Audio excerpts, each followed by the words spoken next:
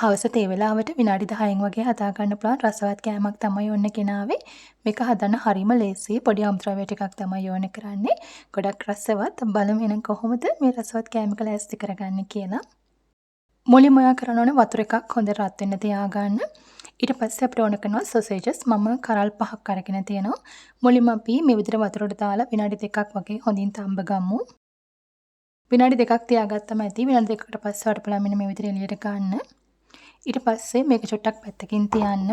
ඊළඟට අපි අවශ්‍ය කරන බැටර් එක ලෑස්ති කරගමු. මුලින්ම අපිට ඕන කරනවා පාන් පිටි ග්‍රෑම් 50ක්. ඒක දාගන්න. ඊට පස්සේ ලුණු තේ හැඳි එකක් එකතු කරන්න.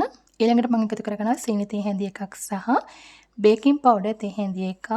මේ ටික දාගත්තට පස්සේ මුලින්ම හොඳට කලවම් කරගන්න. මෙන්න මේ විදිහට හොඳට කලවම් කරගමු. ඊට පස්සේ අපිට ඕන කරනවා බිත්තර එකක්. මෙතනදී පොඩි බිත්තරයක් ගන්න. ඊළඟට අපිට ඕන කරනවා කිරි මිලිලීටර් 30ක් වගේ.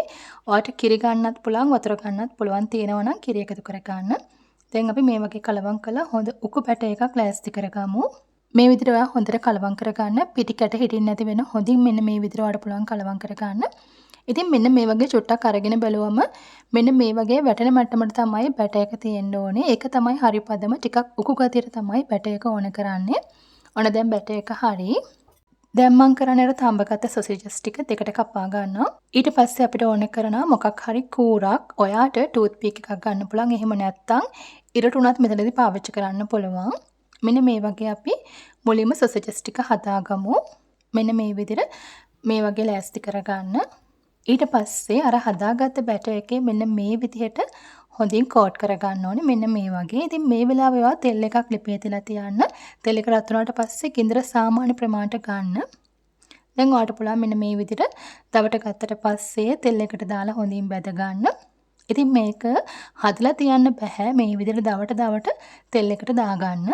ඉතින් ගින්දර වැඩි කරගන්න එපා. සාමාන්‍ය ප්‍රමාණය තියලා හොඳින් බැද ගන්න. මෙන්න මේ වගේ මේක හොඳට පිපිලා එනවා. මෙන්න මේ වගේ කරනාට පස්සේ ඔයාලට පුළුවන් එළියට ගන්න. ඉතින් හොඳින් රන්නන් පාට වෙනකම් බැද ගන්න. ඉතින් මේ දිනේ හරිම ලේසියෙන් හදාගත්ත කෝන් ඩොග් ටික. ඉතින් මේවා කඩෙන් ගන්න ලොකු ගාණක් වෙනවා. නමුත් ඉතින් ඔයාලට ගෙදර හරිම ලේසියෙන් හදා ගන්න පුළුවන්. හරිම රසවත් මේක. ඉතින් තේ බොන ලාටුන ලේසියෙන් හදන රෙසිපි එකක් තමයි අරගෙන ආවේ. එහෙනම් ඔයා අනිවාර්යෙන්ම හදලා බලන්න.